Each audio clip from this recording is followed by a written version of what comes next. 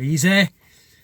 Okay, so let's discuss the recent antics of Britain First, which they seem to have the ability to range from the absolutely brilliant to the completely ridiculous, just like that.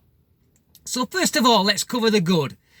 Well, currently Britain First now are on a tour of the towns and cities across the UK that have been blighted by grooming gangs, and they've been handing out leaflets to particularly takeaway outlets, taxi ranks and mosques. They've been talking to the staff at the takeaways and handing out leaflets and making them aware that Pakistani gangs are operating in this area, and asking them that if they see any suspicious activities such as older men coming into the shop with young girls, and the same with taxis, because let's be fair, that you could, if you wanted to give the benefit of the doubt, you could say that some of these taxi drivers that were driving around the victims might not have always known who they were driving around and why. It is possible, of course it's possible that there were those that were in on it as well. But they've been going around in a non-aggressive way, giving out these leaflets and warning people that grooming gangs are operating. They're using takeaways, they're using taxis. And they've been asking these people if they see anything suspicious to contact the authorities. And they've also included a contact number for Britain First, I believe, on this leaflet. Now this serves what I would describe as three purposes. Firstly, it puts those that are perhaps not so in the know, more in the know, that this kind of thing is going on around these areas. It also does for those that are actually in on it. It's a bit of a warning to them. It says to them, watch your back, we're watching you. So that's the two. And then thirdly is that it shows that the authorities, that there is somebody there that's going to keep an eye on this if the authorities refuse to do so.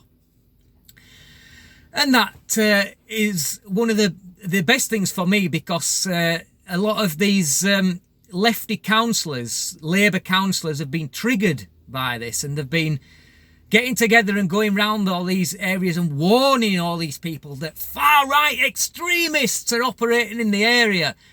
This far-right group called Britain First is attempting to intimidate the local community. So, I can barely say that without laughing.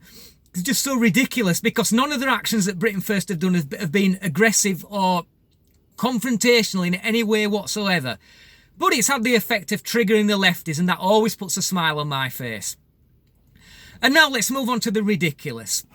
Well, once again, they've been operating on the south coast of the UK on what they describe as a migrant boat watch.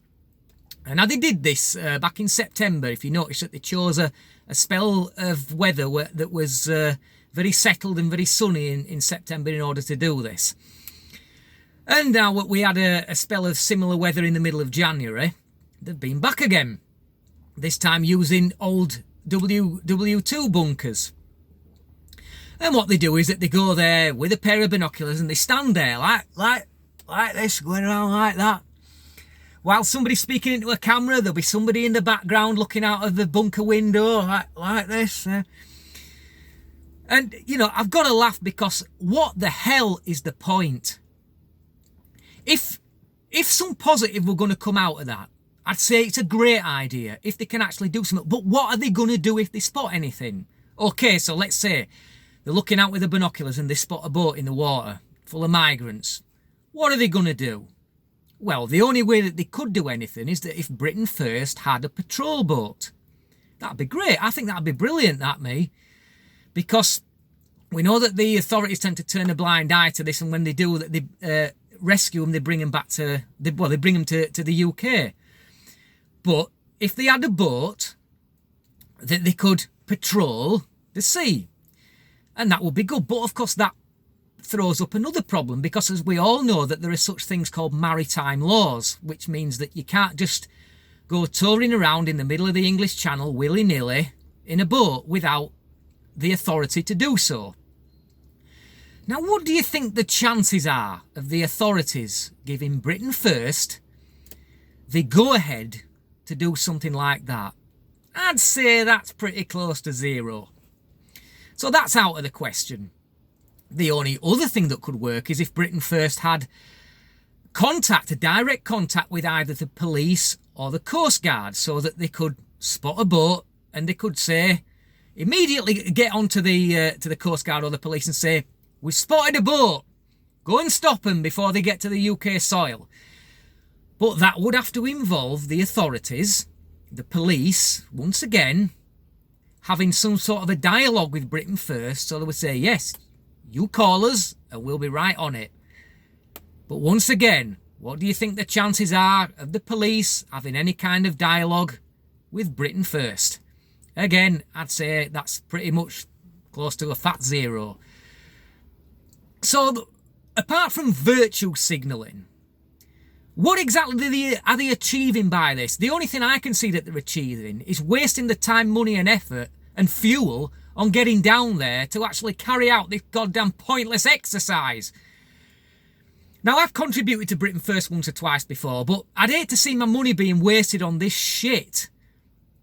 You know, if you can achieve something by doing it, great. But we all know that they can't and don't have the authority to achieve anything.